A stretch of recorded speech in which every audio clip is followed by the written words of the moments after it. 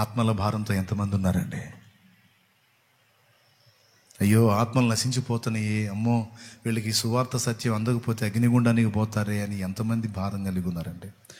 ఏమండి, నేను చెప్తున్నాను, చదువుకున్న వాళ్ళకంటే చదువు లేనోళ్లే గొప్పండి. కొంతవరకు చదువు లేనోళ్ళకి ఈ మాట అందిస్తే, అమ్మో నేను చెప్పకపోతే వీళ్ళు అగ్నిగుండానికి పోతారంట అని పసిబిడ్డల్లాగా ఆ మాటలు నమ్మి ఎంతమందికి చెబుతారో.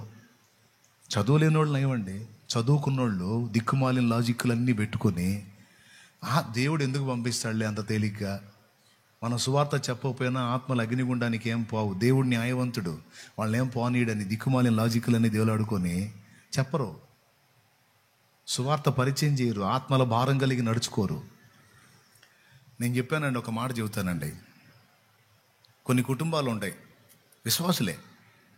ముగిస్తానండి, 2 ముక్కలు చెప్పి ముగిస్తా. బాప్తిస్మాలు ఉన్నాయి కదా, అందుకని మనం ఎలా తయారు కావాలో చెప్తున్నానండి. నేను నా ఫ్యామిలీకి చెప్పుకున్నాను. నేను మన దగ్గరికి ఎవరిని పంపించినా, మనల్ని ఎవరి దగ్గరికి పంపించినా గుర్తుపెట్టుకోండి, మనం ఆ ఆత్మల్ని రక్షించాలి. ఆ ఆత్మల్ని రక్షించాలంటే ఫస్ట్ ఆఫ్ ఆల్ మనం వాళ్ళ ఎదుట మన ప్రవర్తన జాగ్రత్తగా కాపాడుకోవాలి. 2, వాళ్ళకి దేవుని ప్రేమ చూపాలి. 3, ఛాన్స్ దొరికితే వాళ్ళకి యేసయ్యని పరిచయం చేయాలి.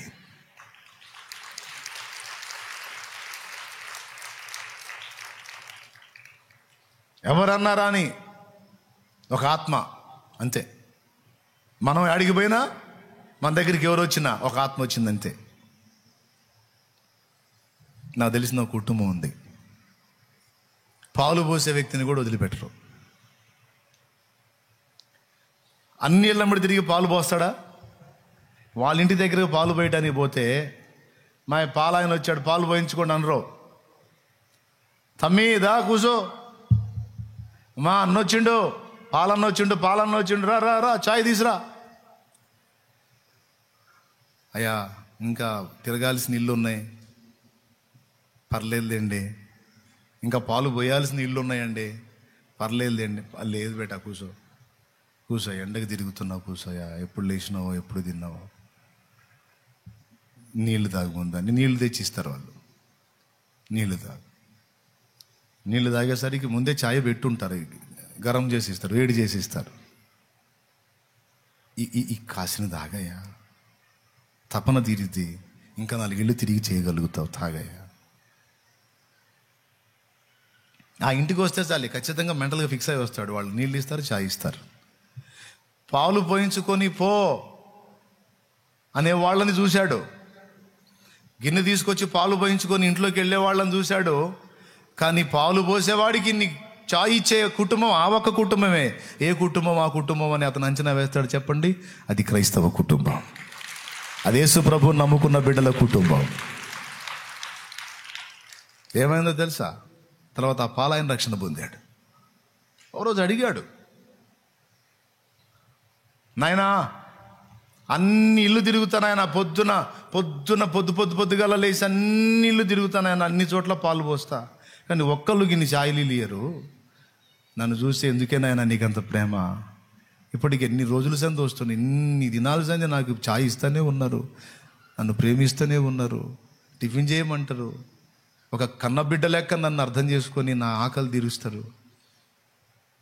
ఎందుకు నాయనా నేనంటే ఇంత ప్రేమ ఎట్లొచ్చింది నాయనా? నేనంటే మీకు ఇంత ప్రేమ, నేను పాలోండి కదా, పాలు పోసి వెళ్ళిపోయేటోండి కదా, నా కోసానికి ఇంత ప్రేమ ఎందుకు వచ్చిందంటే అప్పుడు చెప్తాడు ఆయన. ఏమనంటే, ఇది మేము కూడా ఒకప్పుడు అట్లనే ఉంటుండే నాయన, యేసయ్యను నమ్ముకున్నాక యేసయ్య నేర్పిండు మాకు ఈ ప్రేమ, ఇది యేసయ్యను బట్టి కలిగిన ప్రేమయ్యా. ఆ యేసుప్రభు గురించి నాకు కూడా చెప్పమని కూర్చున్నాడు.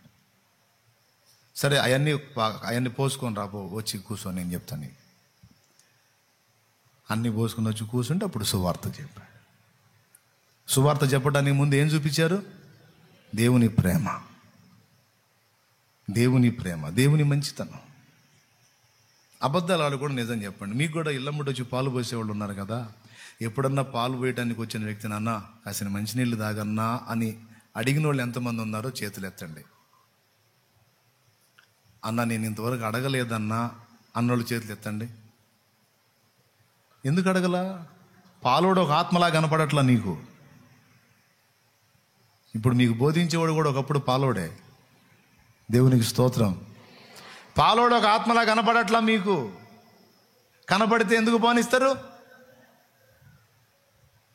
అరే అందరూ వేరు, క్రైస్తవులు వేరురా, వాళ్ళ ప్రేమే వేరు. సరే ఆడవాళ్ళు తీసేనాయనా, మగవాడితో స్త్రీలు ఏం మాట్లాడతారు? పురుషుడివి కదా నువ్వు. ఎప్పుడన్నా నువ్వు ఉన్నప్పుడు పాలు వేయడానికి వచ్చినోడో, లేకపోతే పేపర్ వేయడానికి వచ్చినోడో, లేకపోతే కూరగాయలు అమ్ముకుంటూ వచ్చినోడుగా పిలిచి అంత ఛాయ్ ఇచ్చారా? బ్రదర్ నువ్వు చెప్పు, కూర్చోయా, కూర్చొని టీ తాగు, అసలు మంచినీళ్ళు తాగు, లేకపోతే అంత టిఫిన్ చేయి, బ్రేక్ఫాస్ట్ చేయి అని ఎప్పుడన్నా అడిగారా? ఈ ఐడియాలు రావన్నా మగ, భారం ఉంటే కదా రావటానికి. ఏ విధము చేతనైనా ఒక ఆత్మను రక్షించాలన్న భారం గుండెల్లో ఉంటే ఎవరిని పోనీయో నువ్వు, పోనీయో. నాకు తెలిసిన ఒక ఆయన ఉన్నాడు, మొన్న హైదరాబాద్ వచ్చాడు. నైటు 11-11:30 అవుతుందంట. దైవజనుడు ఎక్కడికో ప్రార్థనకు పోయి వస్తున్నాడు. ఓ చిన్నోడు, అతను కూడా పాల వ్యాపారం చేసుకునేవాడే. పాల క్యాన్లన్నీ అక్కడ పెట్టుకొని కడుక్కుంటున్నాడు. తెల్లవారుజాము పాలు పట్టుకోవడానికి బోరింగ్ కొట్టుకోవటం, ఆయనే కడుక్కోవటం. దైవజనుడు చూశాడు. చూసి, తమ్మి నేను బోరింగ్ కొడతాను, నువ్వు కడుక్కో. ఆయనకేం కర్మ, ఆయన పని ఆయన బావచ్చు కదా. లేదు, ప్రేమ చూపించి కొంచెం బాధ్యత నెరవేరిస్తే ఏమన్నా ఒక ఆత్మ రక్షించబడిద్దేమో అన్న ఆశ. ఇక అతని పాత్రలు అన్నీ కడిగిన దాకా ఆయన బోరింగ్ కొడతానే ఉన్నాడంట. ఎన్నింటప్పుడు 11:30, అప్పుడు నైట్ 11:30, 12 అప్పుడు మొత్తం కడిగిన దాకా బోరింగ్ కొట్టి అంతా అయిపోయినాక ఆ చిన్నోడు వచ్చి, అన్న ఏడుంటారన్నా అని అడిగాడంట. ఫలానా జాగాలో ఉంటాను. అన్న మీరు ఏం చేస్తారా అన్న? నేను సేవ చేస్తానయ్యా, చర్చి దేవుని సేవ. అన్న నేను రావచ్చు అక్కడికి అన్నాడంట. రాయ్యా రా, ఫలానా దగ్గర రా అంటే మరుసటి రోజు పోయాడు. పోయి ఇక దేవుని సువార్త విన్నాడు. మీరు నమ్మండి నమ్మకపోండి, మెదక్ ప్రాంతమో ఎక్కడో అది, అక్కడ ఇప్పుడు ఆయన దైవజనుడై సేవ చేస్తున్నాడు. సేవ చేస్తున్నాడు నిజంగా. ఆ బోరింగ్ కొట్టింది సాల్మన్ అన్న.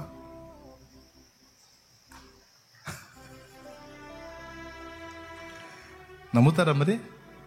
చిన్న పని, కొంచెం ప్రేమ ఒక ఆత్మని రక్షణలో నడిపిస్తే ఆ ఆత్మ బలపడి ఈరోజు దైవ సేవ చేసి ఆత్మను రక్షిస్తూ ఉన్నాడు అక్కడ.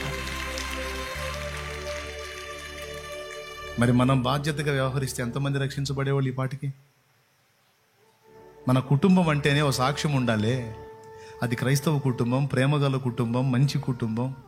వాళ్ళ మాట తీరు బాగుంటుంది, వాళ్ళు ఎప్పుడు సంతోషంగా ఉంటారు, వాళ్ళ ఇంట్లో ఎప్పుడు యేసయ్య పాటలు వినపడుతూ ఉంటాయి. వాళ్ళ ఇంటి ముందుకు ఎవరు వెళ్ళినా సరే పట్టెడు అన్నం పెడతారు, అంత టిఫిన్ చేయమని పిలుస్తారు, అంత ఛాయ్ నీళ్ళు ఇస్తారు, లేదా అన్ని మజ్జిగ ఇస్తారు, అని మంచి నీళ్ళు ఇస్తారు అనే సాక్ష్యం ఎంతమంది క్రైస్తవ కుటుంబాల్లో ఉంది? మరి విశ్వాసులు అలా బాధ్యత నెరవేర్చకపోతే ఆత్మలు ఎప్పుడు రక్షించబడాలి చెప్పండి? ఈ బాధ్యత పాస్టర్దా లేకపోతే అందరిదా? మీరు వెళ్ళి నా పని చేయండి, నన్ను ప్రకటించండి అని మాకు చెప్పాడా, మనందరికీ చెప్పాడా? చెప్పండి, ఎంతమంది ఒప్పుకుంటారు? అందరికీ చెప్పాడు కదా. మరి ఎంతమంది నెరవేరుస్తున్నారు? ఆలోచించండి.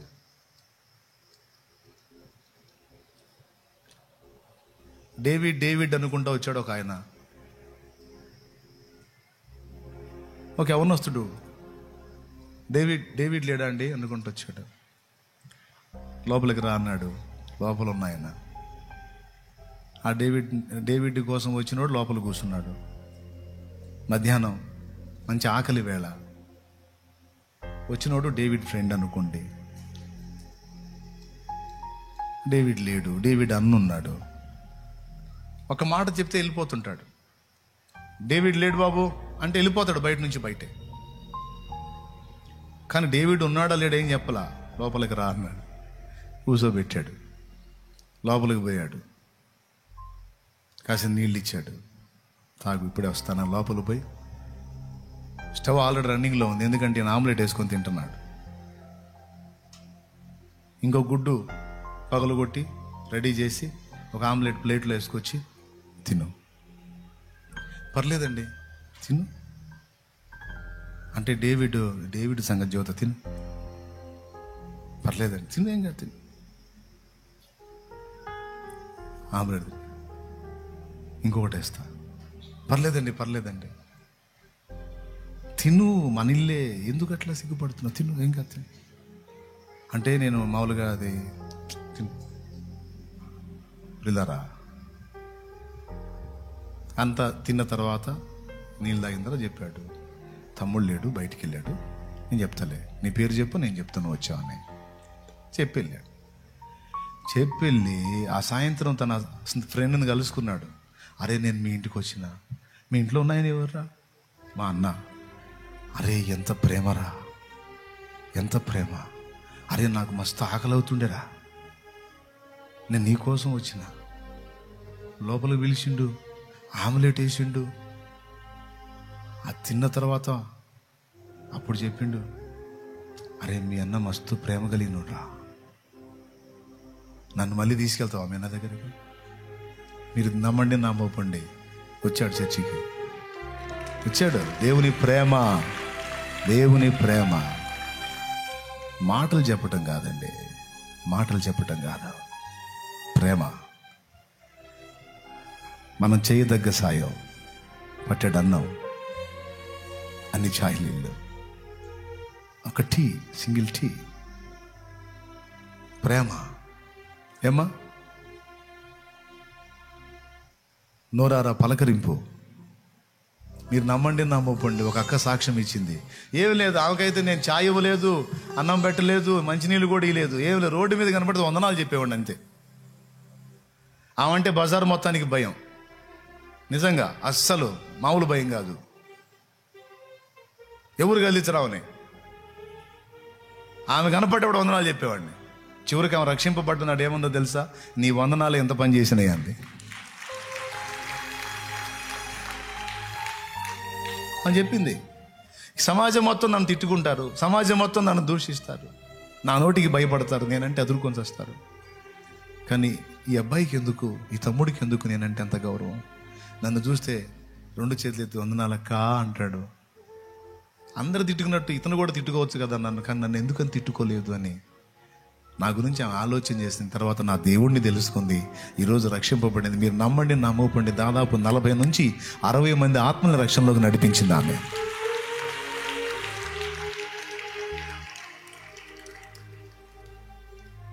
కహానీ కాదు, వాస్తవం. ఒక మనిషికి మనం చూపే అంత ప్రేమ, ఒక ఆత్మ విషయంలో మనకున్న భారం దేవుడు కనిపెడతాడండి. మనం ఏ మంచి పని చేసినా, ఏ కొంచెం ఉన్నదానిలో సాయం చేసినా ఎంత ముచ్చట పడతాడో తెలుసా? ఎందుకోసం వీళ్ళు చేస్తున్నారు ఈ పని అంటే, ఒక ఆత్మను రక్షించడానికి నా కుమారుడు, నా కుమారి వాళ్ళకు ఉన్న దానిలో కూడా తీసుకెళ్ళి వాళ్ళకి పెడతా ఉన్నారు, ఒక ఆత్మరక్షణ కోసం. అయ్యో అని నా తండ్రి దీవించుకుని ఉంటాడా? దీవించుకుని ఉంటాడా? సమృద్ధి నీకుని ఉండడా? ఎంత పడేశాడో చూడండి, ఎంత పడేశాడో చూడండి. తిను, నువ్వు ఎంత తింటావు తినరా, పెట్టురా, నువ్వు ఎంత పెడతావు అన్నట్టు పడేశాడు ఆయన. మరి అదేగా మనం శుక్రవారం తింటున్నాం, బుధవారం తింటున్నాం, ఆదివారం తింటున్నాం, డైలీ అనేక మంది తింటా ఉన్నారు. సమృద్ధి పెట్టో, ఎంతమందికి పెడతావు? మొదటి 10 మందికి మొట్టమొదటిసారి పెట్టిన 10 మందికి వచ్చిన వాళ్ళు 50 మంది సంఘం అయితే అందులో 10 మంది వేరే ఊరోళ్ళు ఉంటారు. కూటమి అయిపోగానే 40 మంది వాళ్ళు ఇళ్ళకి వెళ్ళిపోతే 10 మంది పాపం దూర ప్రయాణం వెళ్ళాలి. ఆ 10 మందిని కూర్చోబెట్టి అన్నం పెట్టమ్మా అనేవాడిని. మాకే లేవు నూకలో రేషన్ బియ్యం. సరే ఆ నూకలు మన కొంచెం రేషన్ బియ్యం వండి పెట్టు, పర్వాలేదు. 2 కిలోలు అన్నం ఫస్ట్ వండింది, 2 కిలోలు అన్నం. నా తండ్రి చూడలేదా? చూశాడా? చూడలేదా? ఎందుకోసం? ఆ 10 మందికి అంత అన్నం. దూర ప్రాంతం పాపం సొడసొట్లాడుతూ పోతారు, తపనతో పోతారు. పట్టడన్నా తింటే తృప్తిగా పోతారు. వండిపెట్టి ఈరోజు ఒక నెలకు వచ్చి 50 క్వింటాల్ రైస్ వండుతున్నారు. 50 క్వింటాల్, అది ఇంకా తక్కువే, ఇంకా ఎక్కువే. 2 కేజీలు ఎక్కడా, 50 క్వింటాల్ ఎక్కడా? అబద్ధమా? చేయడు, ఆశీర్వదించడు. చూసి చూసి చూసి నీలో ఉన్న ప్రేమను బట్టి నచ్చి, పర్లేదురా నా బిడ్డ ఆత్మల భారం కలిగింది, నా కుమారుడు ఆత్మల భారం కలిగినోడు, ఎవరిని వదిలిపెట్టరు, వాళ్ళకి అవకాశం ఉన్నంత వరకు ఆత్మలకు వెదజల్లే పనిలో ఉంటారు నా బిడ్డలని నా తండ్రి అనుకుంటే, ఆయన పిడికిలి విప్పితే ఎక్కడ దాచాలో కూడా తెలియదు నీకు. అంత సమృద్ధిని ఇస్తాడు ఆయన.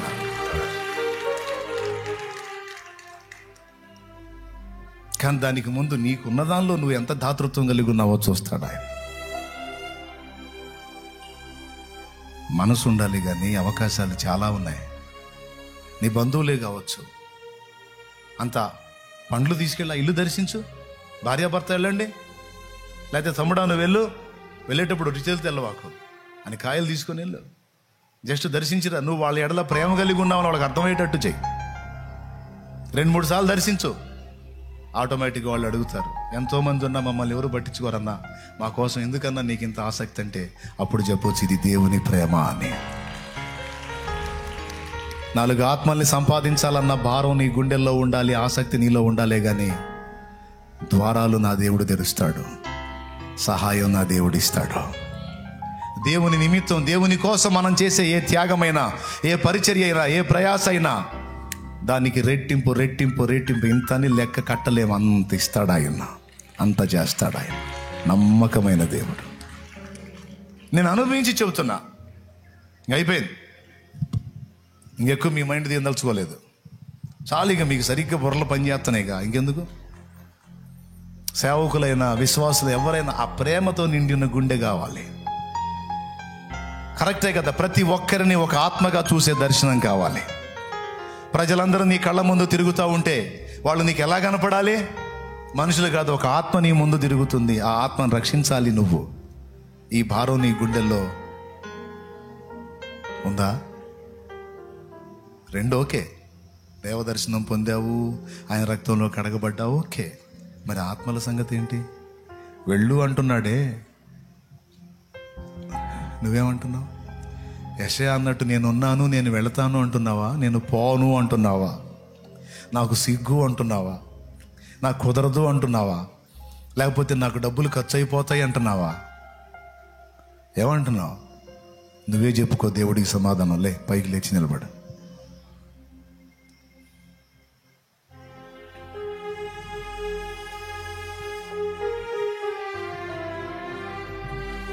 ఈ బాధ్యత నీది, ఈ భారం నీది.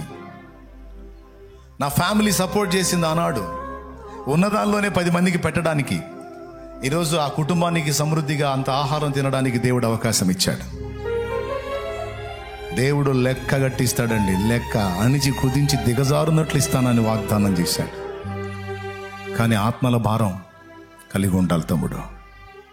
ప్రార్థన చేద్దాం. పరిశుద్ధ తండ్రి, ఈరోజు నాతో నువ్వు మాట్లాడావు, నీకు చెయ్యి. ఏం తీర్మానం చేస్తావో చెయ్యి, ఏం ప్రార్థన చేస్తావో చెయ్యి.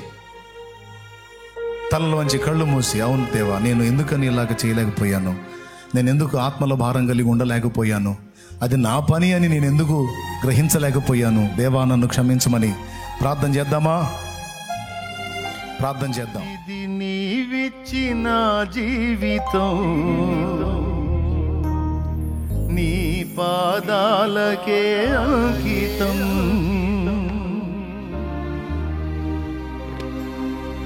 ఇది నీవిచ్చిన జీవితం, నీ పాదాలకే అంకితం.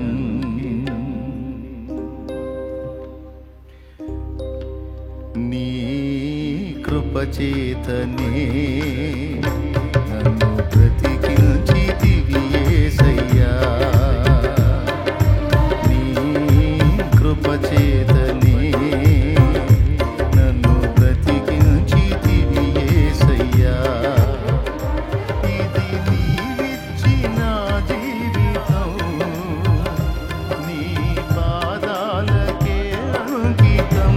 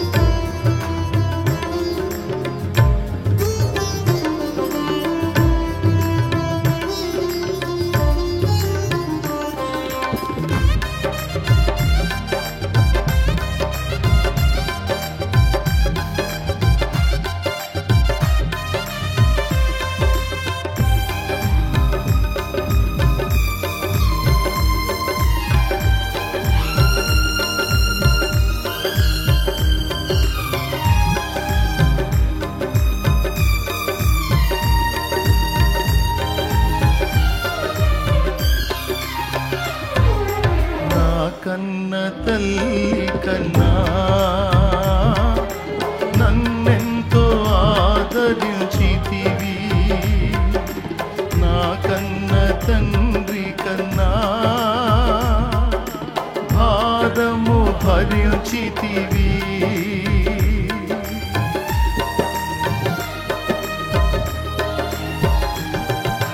నా కన్న తల్లి కన్నా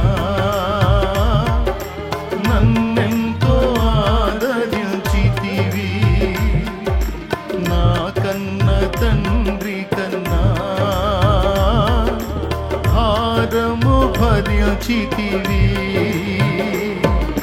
సిలువలో వేలాడుచు నా చేయి విడువలేదు. ప్రాణము విడిచే సమయములో ప్రేమతో క్షమించితివి. సిలువలో వేలాడుచు నా చేయి విడువలేదు. ప్రాణము విడిచే సమయములో ప్రేమతో క్షమించితివి. ఎవరిలో చూడలేదు త్యాగముతో కూడిన ప్రేమను. ఎవరిలో చూడలేదు త్యాగముతో కూడిన ప్రేమను. ఇది నీవిచ్చిన జీవితం, నీ పాదాలకే అంకితం. ఇది నీవిచ్చిన జీవితం, నీ పాదాలకే అంకితం. నీ కృపచేతనే నన్ను బ్రతికించితివి యేసయ్యా. నీ కృపచేతనే నన్ను బ్రతికించితివి యేసయ్యా.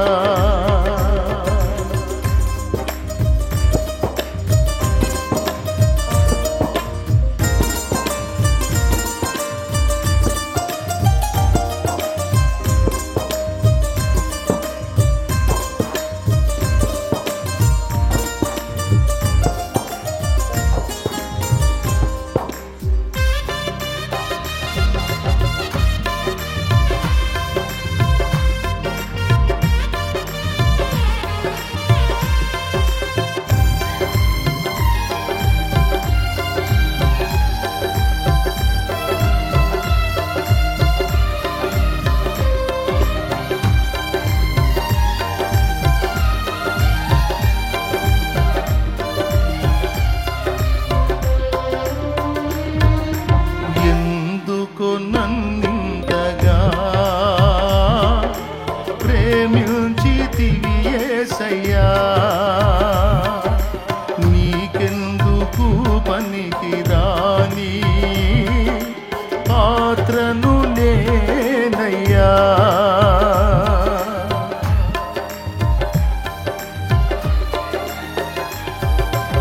ఎందుకు నన్నింతగా ప్రేమించితివి యేసయ్యా.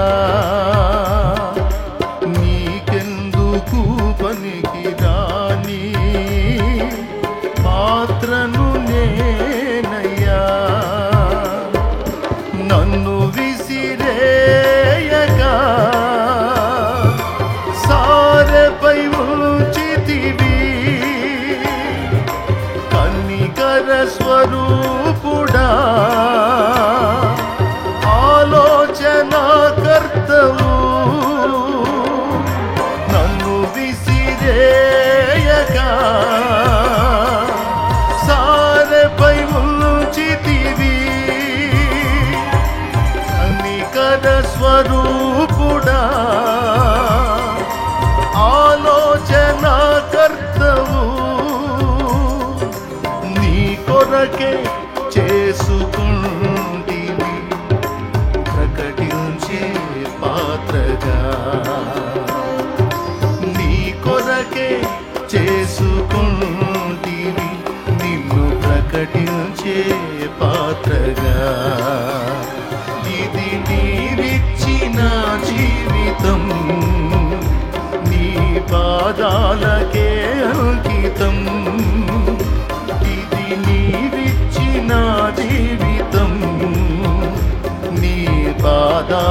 పాదాలకే అంకితం. నీ కృపచేతనే నన్ను బ్రతికించితివి యేసయ్యా. నీ కృపచేతనే నన్ను బ్రతికించితివి యేసయ్యా. ఇది నీవిచ్చిన జీవితం. పాడదాం. నీ పాదాలకి అంకితం. నిజమేనా? ఇది నీవిచ్చిన జీవితం. నీ పాదాలకే అంకితం. నీ కృపచేతనే నన్ను బ్రతికించితివి యేసయ్యా. నీ కృపచేతనే నన్ను బ్రతికించితివి యేసయ్యా. ఇది నీవిచ్చిన జీవితం. అందరూ పాడదాం. నీ పాదాలకి అంకితం. మనస్ఫూర్తిగా నీవిచ్చిన అంకితం చేయి నీ జీవితాన్ని. నీ పాదాలకి అంకితం. నీ కృపచేతనే నన్ను బ్రతికించితివి యేసయ్యా. ఎందుకో నన్నింతగా ప్రేమించితివి యేసయ్యా. నీకెందుకు పనికిరాని పాత్రను నేనయ్యా. ఎందుకో నన్నింతగా ప్రేమించితివి యేసయ్యా. నీకెందుకు పనికిరాని పాత్రను నేనయ్యా. నన్ను విసిరేయక సారెపై ఉంచితివి. కనికర స్వరూపుడా ఆలోచన కర్తవు. విసిరేయక సారెపై ఉంచితివి. కనికర స్వరూపుడా ఆలోచన కర్తవు. నీ కొరకే చేసుకుంటివి నిన్ను ప్రకటించే పాత్రగా. నీ కొరకే చేసుకుంటివి నిన్ను ప్రకటించే పాత్రగా. ఇది నీవిచ్చిన జీవితం. నీ పాదాలకే అంకితం. ఇది నీవిచ్చిన జీవితం. నీ పాదాలకే అంకితం. నీ కృపచేతనే నన్ను బ్రతికించితివి యేసయ్యా. నీ కృపచేతనే నన్ను బ్రతికించితివి యేసయ్యా. అందరం కలిసి. ఇది నీవిచ్చిన జీవితం. నీ పాదాలకి అంకితం. ఇది నీవిచ్చిన జీవితం. నీ పాదాలకి అంకితం. నీ కృపచేతనే నన్ను బ్రతికించితివి యేసయ్యా. నీ కృపచేతనే నన్ను బ్రతికించితివి యేసయ్యా. Praise the Lord. హల్లెలూయా.